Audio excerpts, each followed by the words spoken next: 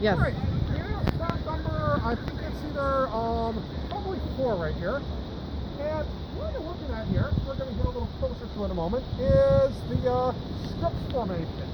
If you look right up here, there's the top of it, and right above the top of Scripps Formation, you're in the San Diego Formation. You'll see that both of these are clearly sandstones, but one of these sandstones is not like the other. One of these sandstones is going to be different in age. And you can see a couple things happening here.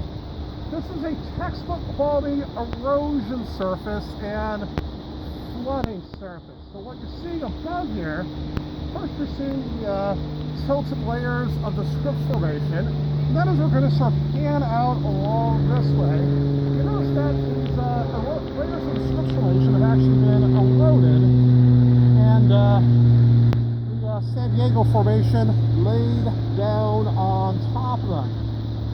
Now this the surface above, you actually call it a flooding surface, because that first event that was able to sort of, the sea level first got above this was a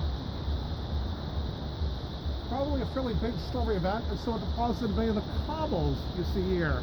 And so what's cool is you stand right about here and look up here, you actually see 2 different erosion surfaces with a flooding surface on top. Now this one's a little different because one, you don't see any evidence of a soil horizon, paleo-soil horizon. That doesn't mean there isn't one, we just don't see it obviously right here, and that's okay.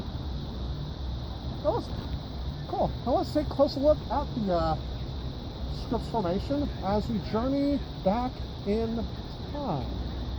But before I do that, I just want to mention again, what you're looking at here is a textbook unconformity.